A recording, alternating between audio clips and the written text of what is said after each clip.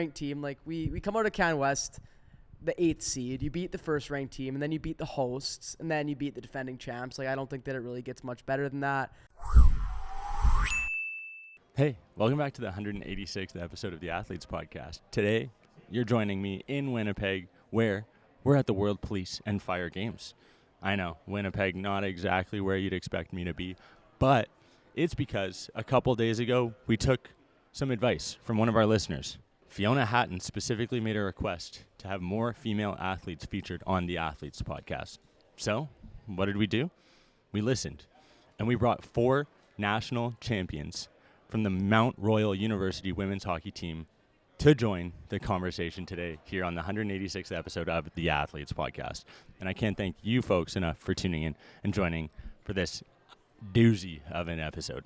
So, if you guys gathered from that, I have been checking our YouTube comments daily, every single day, making sure that we reply to your comments, find out exactly what you're looking for so that we can bring those athletes on. Now, since we brought up YouTube, we have an athlete agreement. This is a show, whether you're listening on Spotify, YouTube, Apple Podcasts, wherever you're consuming our content, our athlete agreement is that you hit that subscribe button. We don't ask for anything. We don't sell anything here. We're strictly looking to ensure that we provide content that you are looking to consume on a weekly basis so that you can ensure that you're getting better as an athlete, whether it's yourself, your son, daughter, your grandfather, your grandmother.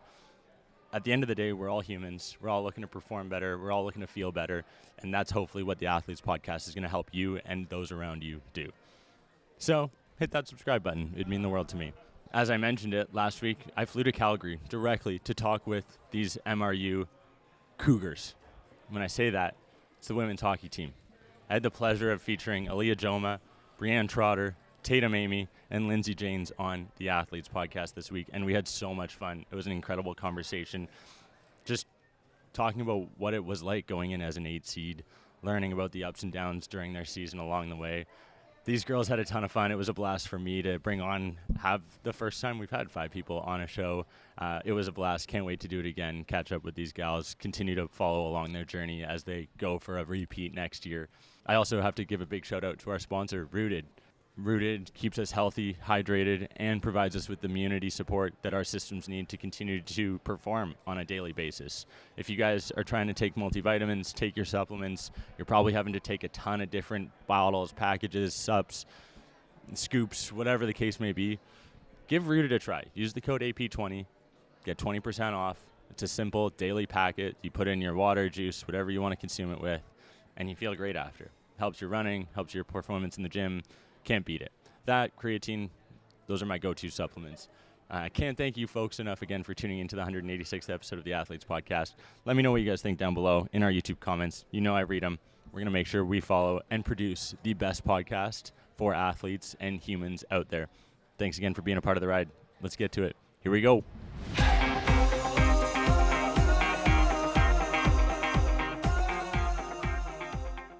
Thank you guys for coming in. This is going to be a 186th episode of the Athletes Podcast. Woo! Wow. I know, crazy. I had to travel 14 hours for you ladies to come in here, and we still couldn't get the 2 mics working, so we're just going to make it work because this is just the way today's been. So I appreciate you coming in, having this conversation. Natty champs, no big deal. Maybe we'll start there. Woo! I'll let you guys go around. Sure. My name is Tatum Amy. I am from Birtle, Manitoba. I just finished my 6th and final year with the Cougs. Sad. Yeah, it was obviously a great way to go out. And looking ahead, well, I've had a few hiccups in the road the last few weeks, but I'm hoping to continue playing professional hockey somewhere.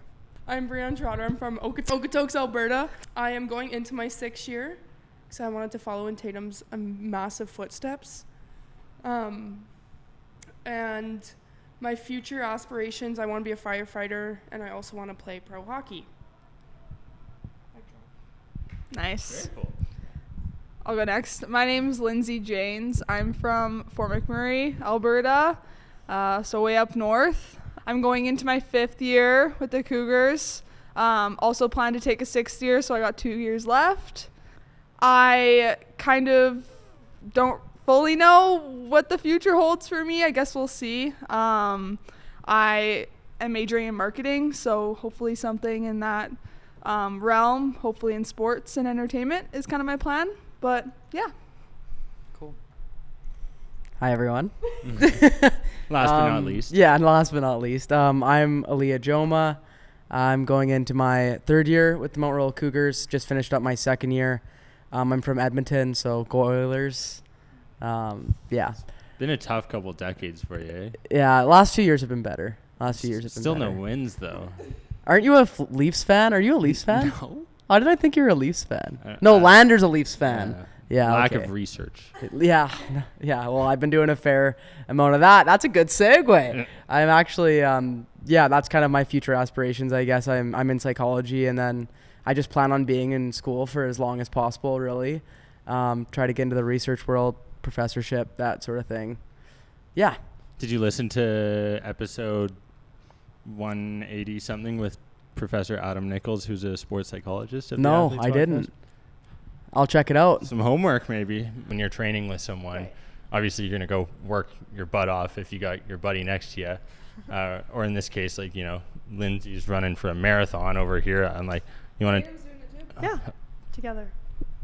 How's that? Together. You go first.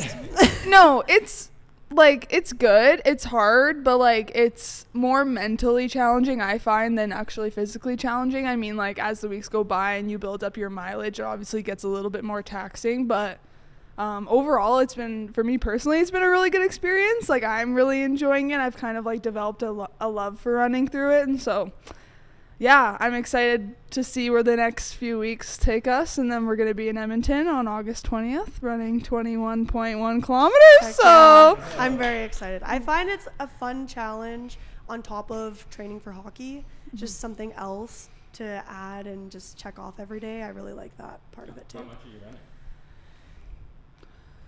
running? Basically every second day is a run for sure. And right now we're probably not doing anything less than 4 miles, which is I also don't want to do public math, but 6-7 kilometers, something like that. It's around there. Or 8. Yeah. I don't actually know what the conversion is, but yeah, so it's a lot, but it's fun, and it's nice to have somebody doing it with you, keep you accountable, and we send each other selfies after our runs, and we let each other know when we're doing it and stuff. So it's nice to have a friend to be able to even just a shoulder to cry on when you're mid-run and in pain. You brought it up being a firefighter. I don't know how that process has been going. So I don't know if you know what I do for my day job, but we do firefighter and police training in virtual reality. So we'll talk afterwards about getting you in there and doing some more fun stuff like that. Thank you. Yeah. Outside of your Pepsi work, are you trying to do it here in Calgary? I was thinking about going to BC to do forest fires first. Right. And then coming back, depending how that goes. And then, yeah, we'll see. I honestly don't really have a plan. Okay. Because I want to play pro first. Right. And then do it. So there's still a few years, hopefully. I'm curious, and I want to get everyone's opinion on this. Pro women's hockey, the decisions that were recently made, I'm sure it's top of everyone's mind. I think this is an open space for everyone to just share their thoughts. This is for individuals here who are directly impacted, and so many others. So I think this is valuable information for people to share, know of, talk, speak about, and I want to open the floor to you four. Okay. Do you want to kick it off? Sure, or do you? Okay. I think it'll be a good a good thing in the future, in a couple years. But right now it did screw over quite a few girls wanting to go and play in that league. So, and especially they had 12 teams before, and now there's only 6. It will grow, but it's just too bad for the girls that are graduating this year and maybe next year if it doesn't grow and stuff. But I do think it's a good thing for the future in 5 years or something. Okay. I mean, I get asked this question every day now, so I think I'm good at answering it, but I don't know. I think the worst part about all of this is simply the timing of it, the timing of deciding to move forward with combining the leagues.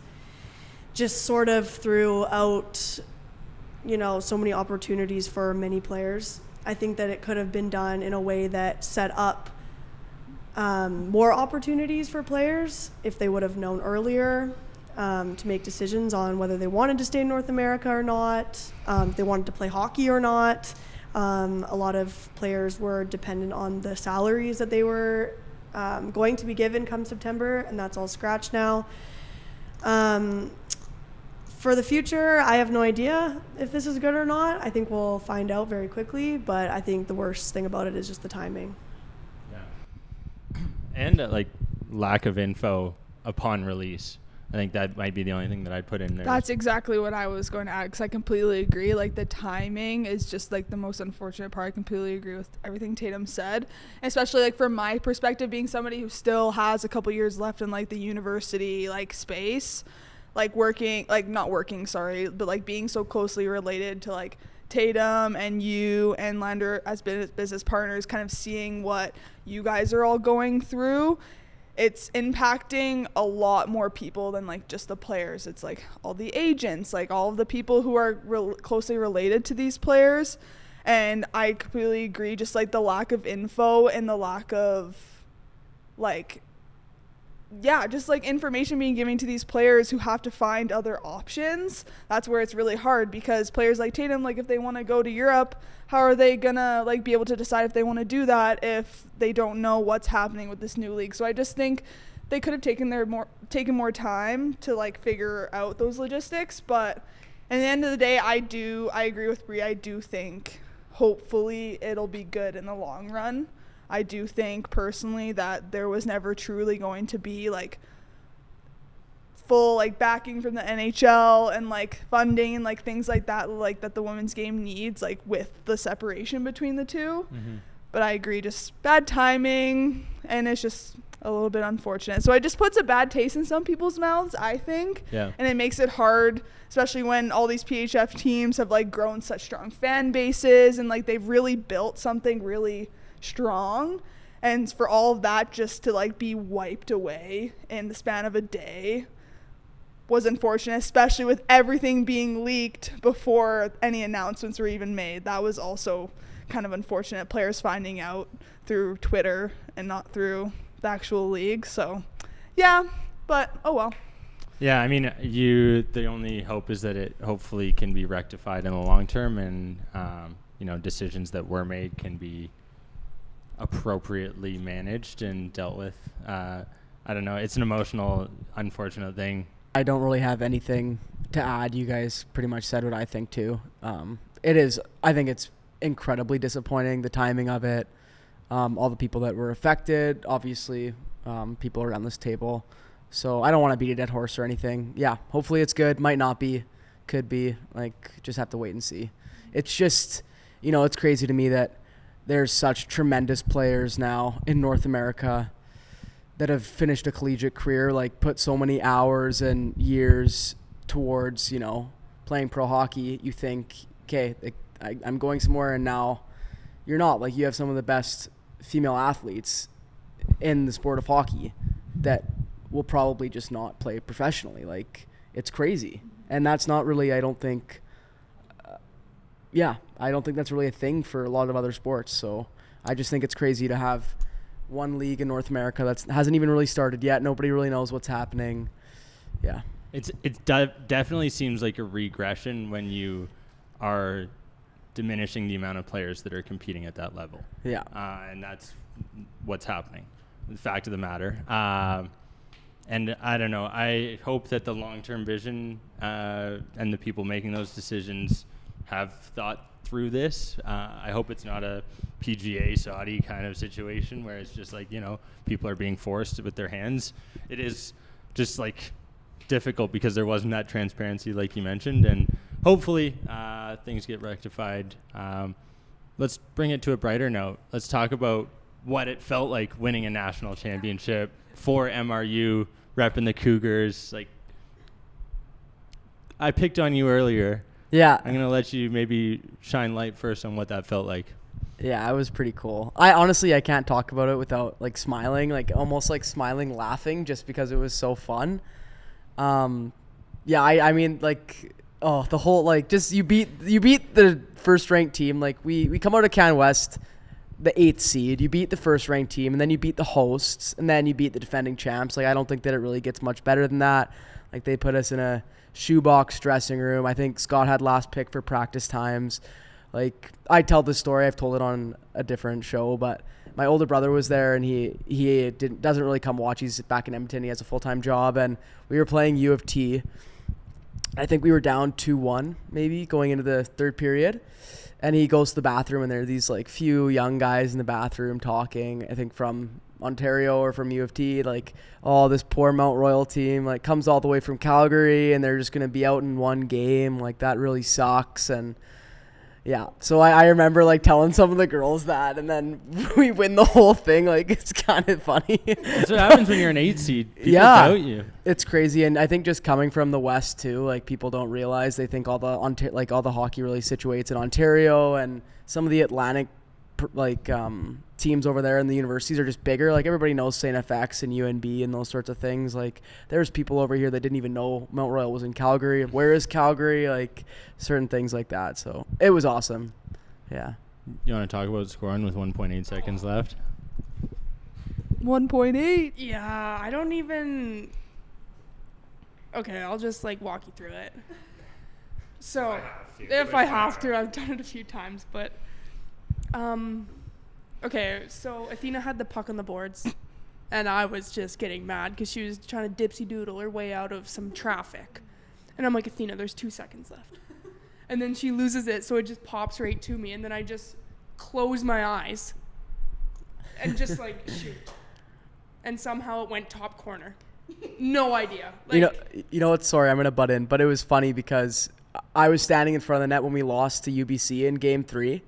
And I was having that same feeling, like, in the dying seconds of the game. And I remember just me and Court standing in front of the net, and I hear her, and she's like just getting mad, I'm ready to watch the goalie throw her stuff off, and then all of a sudden this puck goes zipping by me. Like, I couldn't believe it. Oh, and then the bench after, like. Yeah, tears. These 3 were all on the ice for this goal, but I personally was on the bench for this one, and I can recall sitting on the bench and saying out loud verbally, come on guys, come on.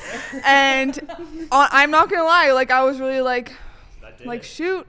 And then the puck just went in the net, and I remember turning around, looking at our coach, and he had like the most like, are you actually kidding me right now look on his face. I looked to my right, my line mate Morgan Ramsey, number 10, tears.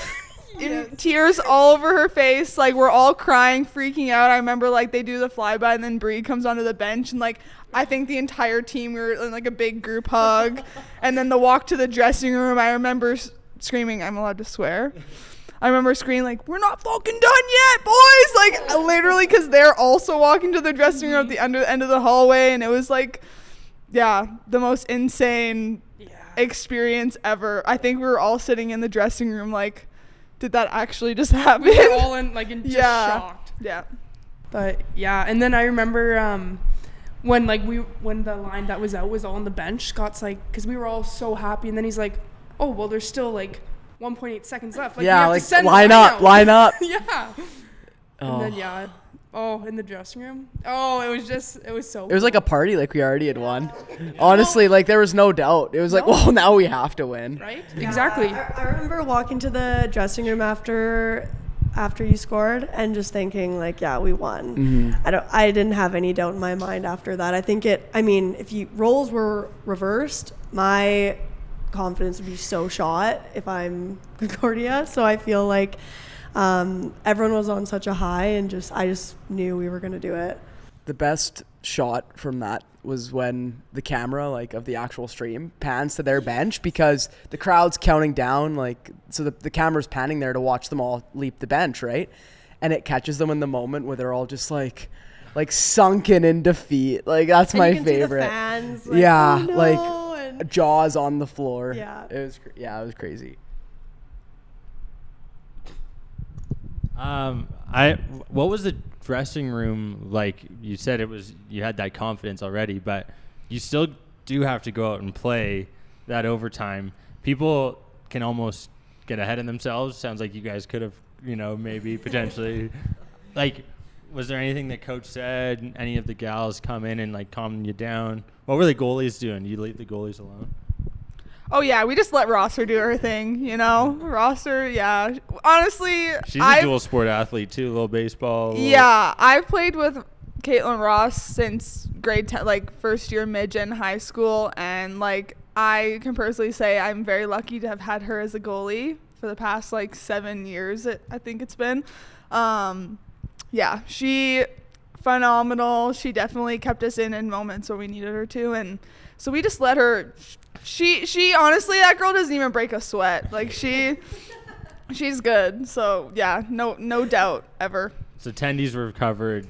Did coach come in and calm you guys down, or what was? I personally, like, after the tying goal, like, I think I blacked out. I don't really remember anything, even playing during the. I think Scott came in and gave us this spiel on pride, the pride that we hold for the MRU Cougars and that sort of thing. And I also think that we had this underdogs thing right across our faces. So it was kind of a hidden, I don't know, we were in disguise. So I think it helped us in a way. I think it helped get us through that. We didn't have any pressure. Yeah. Like, they were the defending national champions. All of the pressure was on them. Like, we were just there to, like, prove that we deserved to be there. And we did just that. Like, we had no pressure. We just played our game, and yeah. It's cool to hear the kind of confidence talking afterwards, and I feel like you guys are going to probably crush it next year too, just with the team you're going to be able to put forward. But was there a moment during the season that you guys realized you could do something special?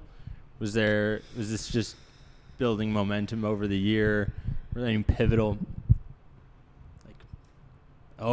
That sparks. I think the pivotal moment was when we were on a 5-game losing streak, and then once we needed that. That was much needed. We needed to experience losing and then how to get back after it, and I think that really helped us get to where we got. I think we can even go way back to, like, the season prior. We were, like, the favorites, like, the season prior. We were ranked in the top 10 in the country all season.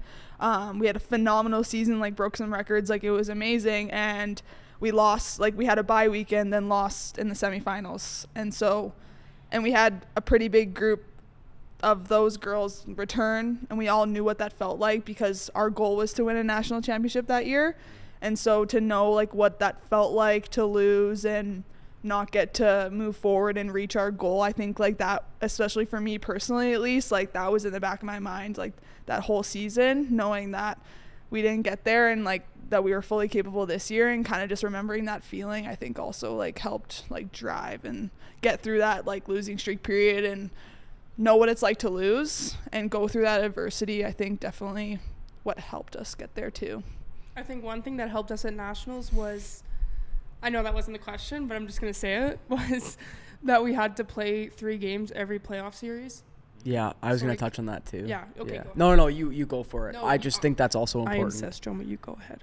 Okay. Well, no, I was just going to say, like, every playoff series we did have a do or die game. Like, it was like, okay, well, we have to do this. And it just being kind of one or done nationals, I think that really helped us, because even in, I think it was every playoff series, we did win the first game too. So just knowing that all we have to do is beat this team once, like, we had done that with every team, like, leading up to that moment.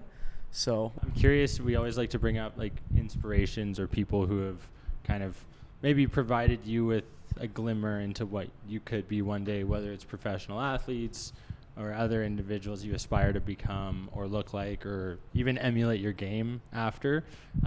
Any athletes that come to mind for you guys right now that you, like, want to shine light on? Maybe one of the people we talked with recently, Sheldon Napaschuk and Randy Chevrier here in Calgary, they're former Stampeders. They had some sick stories. We went to the steakhouse right by the airport. And now being able to come back to Calgary here at MRU, well, your dressing room, at least I should say. It's cool because I do think that pride thing is important, right? And I do think Calgary, Alberta's got their own sense of pride. 2 questions. people, inspirations, and then talk about that Alberta pride. Who wants to go first? I have two people. One, she coached us a few years ago, and she's on like the national team and everything. Breanne.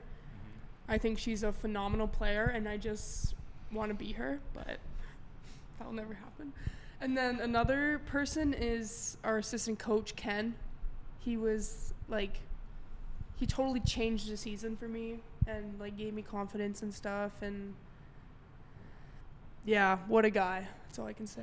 You don't have inspiration or Alberta pride? I don't have Alberta pride. You don't like it? You're not a fan of, do you, Calgary, underrated or overrated? Underrated. Overrated. Interesting. Should we get a group poll here? Underrated, overrated. Underrated. I also think it's underrated. I personally love Calgary. I love it here, personally. But I think so. I've only been here a couple times recently over the past couple months. Seems lit. Seems fun. It's also interesting, though, because Brie has like a different perspective being from Okotoks, which is only outside of Calgary, whereas all of us aren't from here. So yeah. I guess it kind of just depends. Yeah. No, that's fair. I always like to ask, where's your favorite place that you've either been, traveled to, played hockey at? I just love Vancouver. There's something about Vancouver. It's so expensive, so It's ridiculous. God knows if that will ever be in the cards. But if I ever had a chance to go to grad school, like even Victoria, just somewhere in BC, like it's just so beautiful there, and to get away from the snow for a few years would be awesome. Calgary is good though. I don't see myself as an Albertan yet. I come from Manitoba, but I do think that I was surprised with how much I love it here. I'm very close to saying that this is home now, just because it surprises me all the time, coming from the prairies and seeing the mountains all the time. And the weather isn't that much different though, surprisingly. I think it's cold winters, lots of snow, and it gets really hot here now, apparently. I don't know. I'm also talking about the weather now. But I don't know, to talk about places I've traveled for hockey that I've enjoyed, the best arena I've ever played in was definitely in Grand Forks, where North Dakota, the UND Div 1 team plays out of, where there was a women's team at one time, and I wanted to beat them so bad. But I played a lot of hockey, spring hockey growing up down there, and the arena is amazing. It's interesting you bring up the environment. Don't let me forget about like what it was like at that Minnesota arena. Do you want to share Calgary, or are you good on Calgary? Oh, yeah. I mean, I already kind of said I love it here. I mean, being from Inspiration then? like a person, Yeah. does it have to be a hockey player? No. Yeah, I love my dog Bucky. Shout out. Love That you. was Michaela Grant Mentis, who's also known as Bucky. I think like there's been a lot of people who have made major impacts on me like throughout like my time like as a hockey player. One in particular, like a family friend of mine / like someone who I like consider to be like an older sister. Her name's Alyssa. Shout out. I don't know if she'll listen to this. She probably will now that I shouted her out. But Alyssa, no last name. her name's Alyssa Henniger. She's like an older sister to me. Really like mentored me. Like I met her like when I was in junior high, like before I even went and played in Notre Dame in Saskatchewan and things like that. And she definitely has always been there up until like this point when I've like ups and downs throughout my career, and has always been somebody like shoulder to cry on, somebody to share my like triumphs with. She went through and did like she played for St. FX and Dalhousie and kind of went through the same experiences that I have. So to have somebody like that who's been there has been really nice. And then my parents too, for sure. Shout out to my parents. Hi mom, hi dad. Love you. Yeah, everyone's gonna. We'll shout it in. We'll put it in after.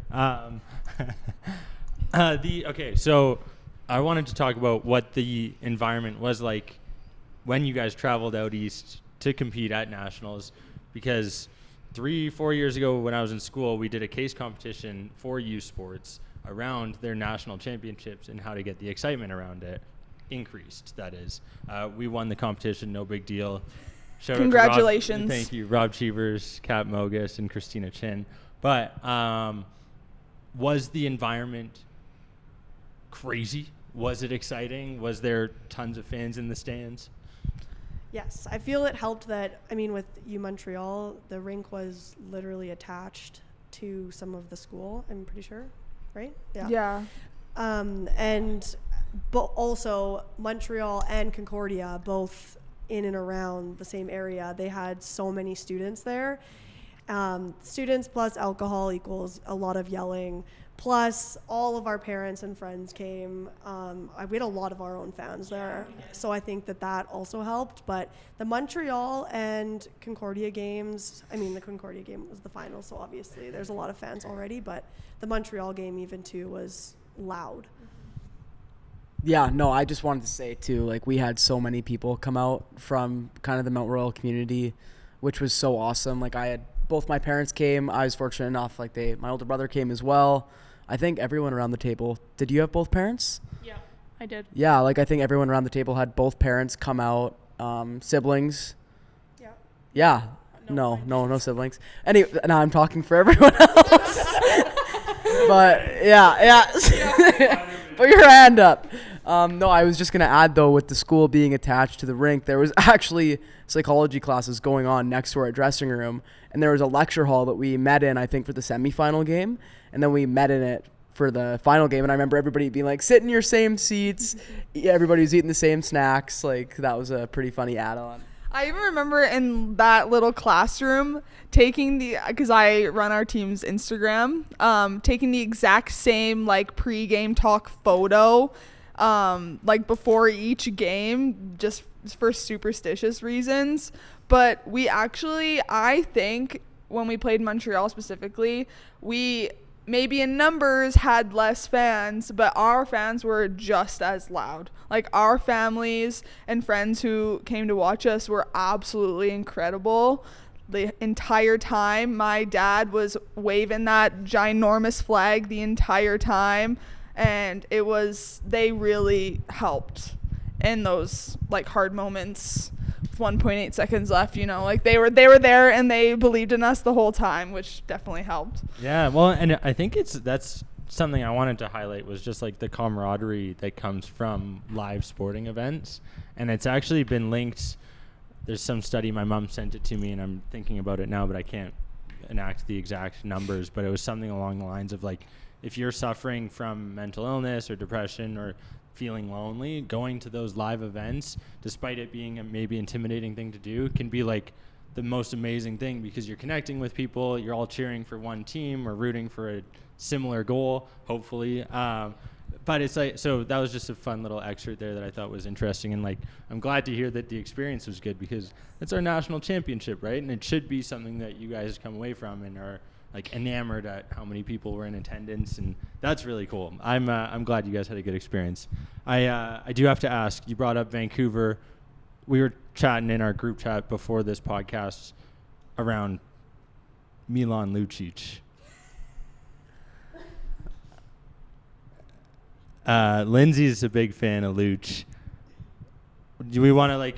I just heard some banter and I figured I'd hear like the pros and cons where the beef started, because obviously maybe as Flames fans you weren't thrilled with how he played last year. I don't know. You want to share? I have nothing against him. I just think it's very funny how Lyndsey loves him so much. Because really, like, am I allowed to bash him on this? Like, do you think he'll listen? I really hope he listens. I love you. I'm sorry. Luch, I think it's time to retire. You get the crowd going when it's like, Luch, but dude, you're not a fighter anymore. Like, what's your purpose? Also, if he is listening, I just don't get it. I don't get the cheering thing. I think that every time that they do that, it messes him up. I think that it messes with him in his head. I don't get it. It wouldn't help me. It doesn't look like it's helping him. So, confusion. You want to? I'll let you share your piece. He's just dying to talk.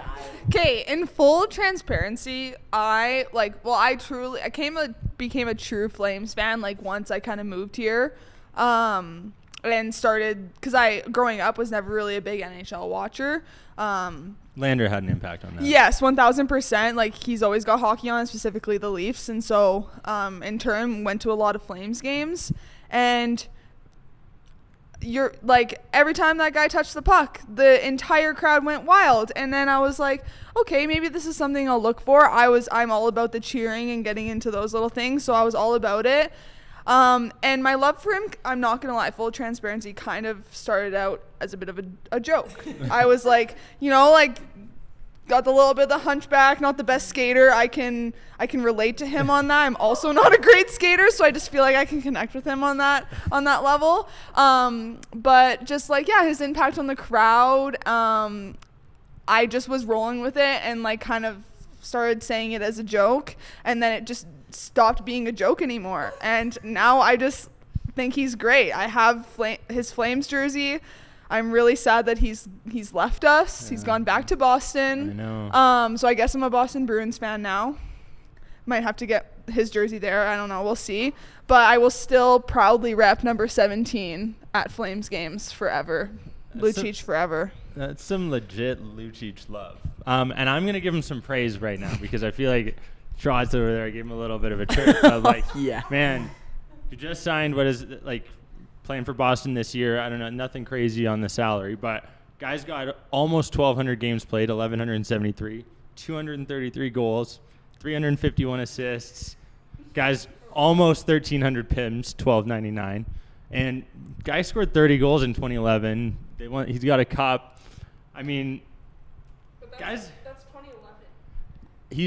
Impact player. Hey, honestly, for the marketing alone that the Calgary Flames got from Lucic, I think there's like value in that. Just take the Mike Lindsay. That's how they sold me. That's how they sold me, truly. He's a Vancouver boy. I got to protect him, It's Lucic love. It's a thing now. It's a thing now. Yeah, there you go. I remember what I was going to say. So, kind of rolling it back to the national championship, the Flames were really kind to have hosted us, like, after the win. Okay. And that was an amazing experience for me because it was my first time seeing him score in person. Every time I had gone to a Flames game prior, he never managed to put the puck in the net. Saw him score on TV, but never got to actually see him score in person. And that week after our national championship, we went to a Flames game. He scored, and I went absolutely ballistic. It was the best night of my life. I was so excited.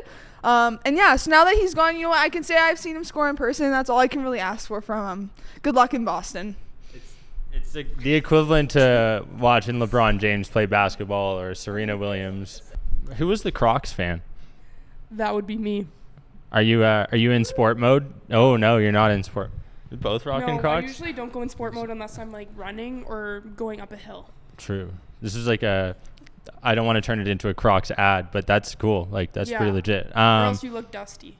Crocs should sponsor the Athletes podcast. Well, here's why. We got sent some UFOs. I don't know if you guys remember. Have you heard of UFOs?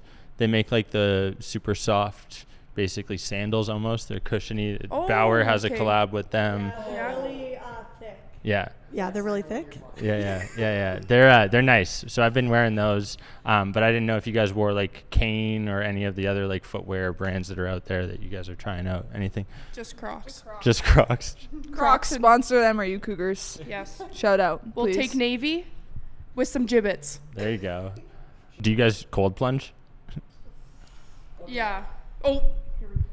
So I'm a big podcast listener. Like I'll listen to like the Huberman Lab and Joe Rogan and all this stuff. But I hear all these scientists, all these people talking about the cold plunge. And I think it's great. Do your cold plunge. It's awesome. And then the dopamine and the metabolism and the brown fat. I get it. It sounds cool. One, I hate the cold. So yes, I'm a baby. I will not do it. I'll take a cold shower, like mix it in. But the cold plunging, no. And then two, I have another thing.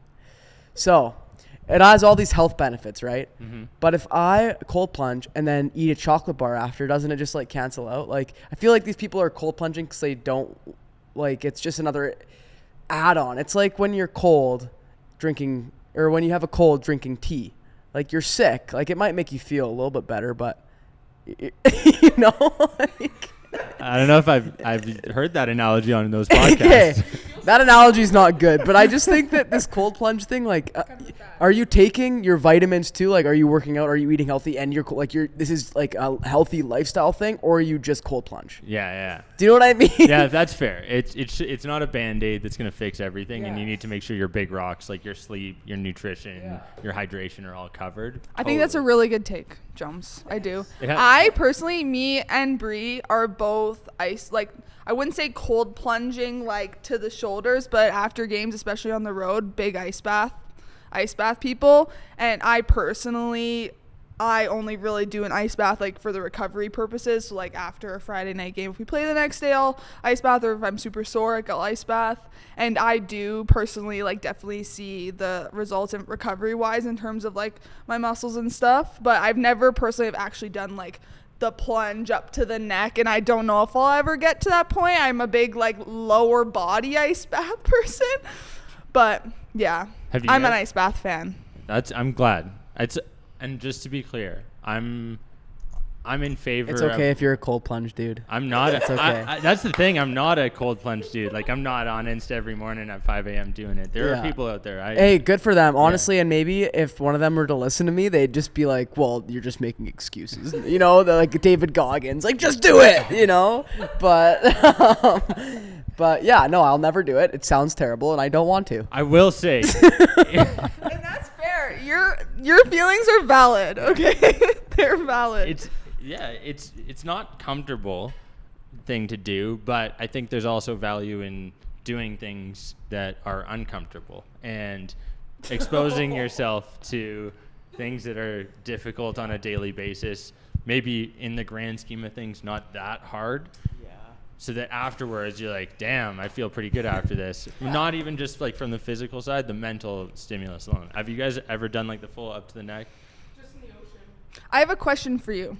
We're turning the tables here. Yeah. So how would you like, so I personally like would love for it to be something to like get into, but the people who I see cold plunging are the people who are rich and have the fancy tubs and have all the fancy equipment. All I have is a bathtub. So how would you say I should go about trying to become a cold plunge person if I don't have the ability to be able to buy the fancy stuff? I gotcha. So you can do two things. The first would be you can do those cold tubs, cold showers. It's not the exact same benefit as going through a fully immersed thing. You can also get a big bowl of ice water and put your head in, and that does and like basically has the same effects. And then also, if you want to go extreme, you could go out, grab a garbage can, clean it out. You know what's really funny? Lander actually like sent me a picture of one on Amazon and was like, we should buy this. I was like, saying it's like $20 instead of the $300 minimum that you're gonna spend. You can find that. You fill up a bunch of old plastic water bottles. You keep those in the freezer. You throw them in when you want a cold plunge. You put them back in. That's my do-it-yourself, like for under $20 cold plunge. Love that. And then the head thing too, that works. I haven't done it as much, but I've heard the head thing like to cure hangovers, but I've never heard it just for the I mean, not that I've tried it, but it takes your focus away from whatever you're dealing with. Yeah. Fair. So. Yeah. Fun fact about the head thing is that it's actually a therapeutic thing, psychology. If somebody's in the middle of a panic attack, if you just put ice in their face, they will stop having a panic attack. Yeah, if someone's having a panic attack, shove their head in a bucket of water and hold it Not in there. even. You just have to put ice on their face. Like, just grab a bag of ice on their face. Really? Yeah, they will stop having a panic attack. Okay. Interesting. Yeah. I'm going to have to try that. Have a panic attack. Yeah. I'm not going to willingly actively try, but like next time I'm getting stressed, I'm going to be like, shit, ice. Yeah. Bang. You don't have to throw it at yourself. Yeah. I was just like going back to Lucic, thinking about some of the legends that were drafted in that draft class. Number 3, Jonathan Taves, no big deal. Captain Number Serious. 5, Phil Kessel, who just won a cup. His third cup. 3. You know where else Phil Kessel went when he won that cup and when he had his day with that cup? Toronto. So All funny. 3 times he's had the cup for a day, that guy goes to Toronto. Why? to rub salt in the wound. He's petty. He's like, Toronto traded him and basically said, we're not going to win a cup with you. I'm paraphrasing. I don't know for sure, but that's the sense that I've gathered over the past decade is that, I'm pretty sure that's what happened. So now he goes back and makes sure Toronto fans. And eats hot dogs. And he crushes hot dogs, so I've heard. But you know what? We should try that sometime. Yeah, let me know how that goes. With mustard. With mustard, 0 cals. No, that guy, Phil Kessel's legit though. Like, there's some legit hockey players out there that fly under the radar. People underestimate, like Milan Lucic. Shout out. With the way we wrap up every episode, for those of you who don't know, is we ask our guests. If you're only listening, he just pointed at Joma. She's the victim of today. But if anyone has any pieces of advice for the next generation, what we do is we wrap up our episodes by asking our guests their biggest pieces of advice. We just shared on the last episode some highlights from the past 184.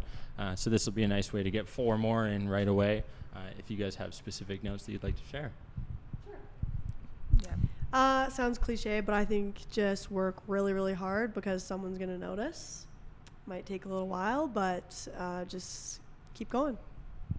I was asked this question when I was on a panel in the spring for a Hockey Alberta thing, and the one that I thought of was just not to, as you go through your career, from a kid to an adult as a hockey player or even as an athlete in general, just don't forget and lose your love for the game. Remind yourself why you play and why you love it when the times get hard, because the journey is not linear. There will be times where you get cut from a team or you have an injury, things like that may set you back. Just reminding yourself of why you play and why you love it helps get through those obstacles and get through those barriers. And that's something that I personally have had to do throughout my career is just remind myself why I play, because sometimes you can lose sight of that and it makes it hard. So yeah, that's my biggest piece of advice.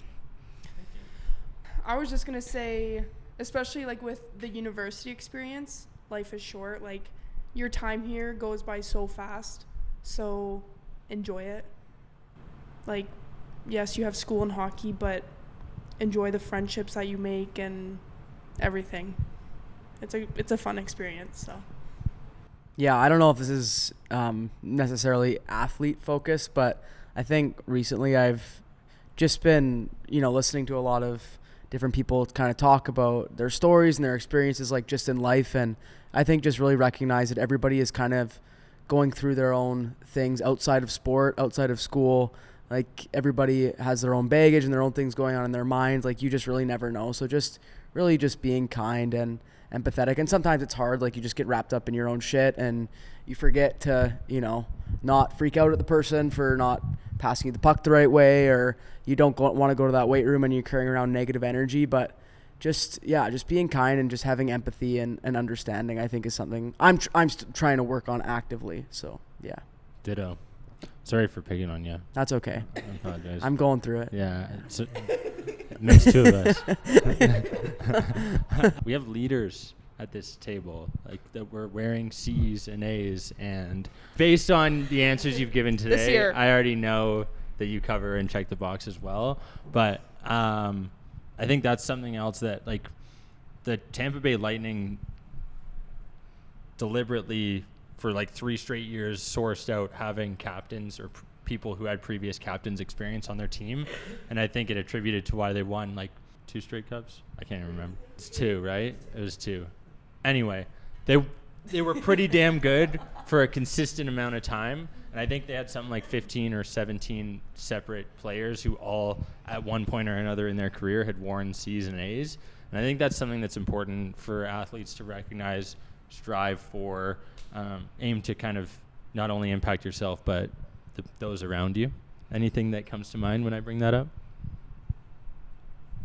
I guess just, Tatum was our captain. I think that my experience specifically within this season Yes, I wore the C very proudly, but I looked around the room all the time, and every single person led in their own way and gave something to the entire team, and I think that was why we were so strong over this past season. So I think, the leadership group can be 3, 4, 5 people, but if you can have the entire team hop on board and all want to be the best that they can possibly be every single day, that's what's going to allow you to win championships. Mm-hmm.